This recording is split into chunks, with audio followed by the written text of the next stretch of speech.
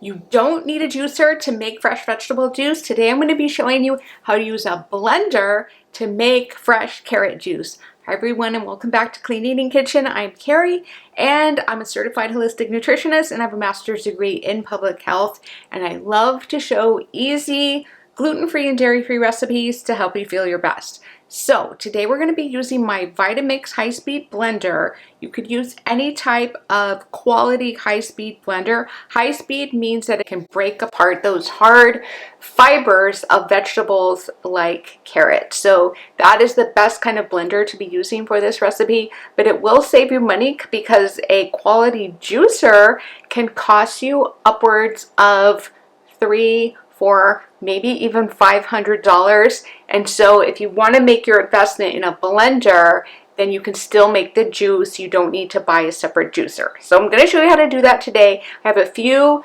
little tips and tricks and little secrets to make it the most delicious carrot juice you've ever had. So let's get started.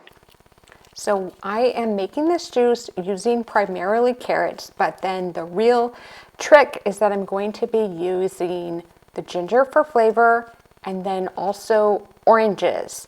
And the reason that the oranges are such a great trick for this recipe is that they will add the liquid necessary to help the juice blend, or the carrots in the blender, without adding any water. And so it really keeps the juice recipe just so flavorful. So to prep the oranges, I just took the skins off, and don't get rid of your skins. You can always use them to make orange peel tea, and I'll put the link for that in the description. And then I'm also not peeling my ginger this time. So I'm just going to be adding the peeled oranges, and the reason I peeled them is because the peel can be bitter, so I don't want any bitter flavor in my juice. And then I put the oranges at the bottom, which will help those blender blades really get started. If I put the carrots at the bottom, it just might be too hard. It would also be really loud. But in this way, the oranges get pulled into the blades. It kind of helps soften the noise level, although it is noisy, and it just pulls the carrots into the blades and makes it very easy to blend. So that is one of the real tricks in this. The other recommended piece of equipment that you're going to need when making a juicer using a blender is a nut milk bag. I really only recently bought this. It's a organic cotton nut milk bag. I will link it in the description below. For many years, I would say the first 15 years of my juicing journey, I was using a more inexpensive option, which is a nylon paint strainer bag. But I realized that the nylon, which is essentially plastic, could have been coming apart in microscopic pieces. And so I did upgrade to this cotton bag, and I highly recommend it. It can get a little bit discolored if you're juicing foods like beets or even the carrots, but it generally just washes out really easily. I just hand wash it and then hang it out to dry overnight, and it's perfectly fine.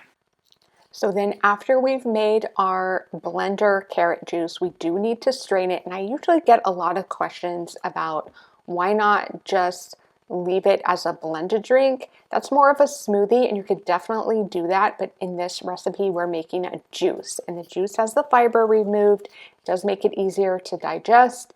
It makes it easier to absorb all those wonderful nutrients like vitamin C, beta carotene from the carrots.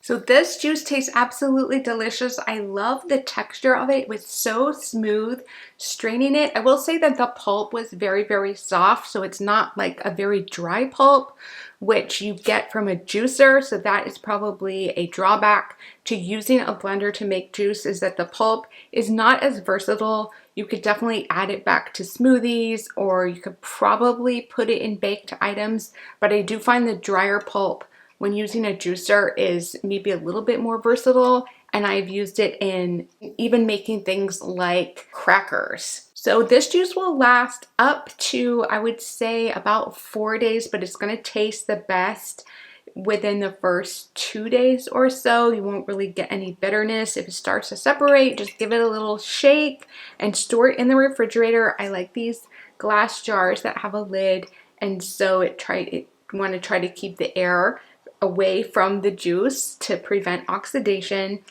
And I also wanted to mention that I do have an Amazon juicing essentials shopping list. I'm going to link it in the description below. If you're interested in upgrading to a juicer, you don't have to. Or if you're interested in any other items, like I have these little juice shot bottles that I got recently. They're so cute and they're so versatile. And so I'll link that below, and I'm going to link to my other playlist with all my other juicing recipes, and I'll see you in the next video. Take care, everyone.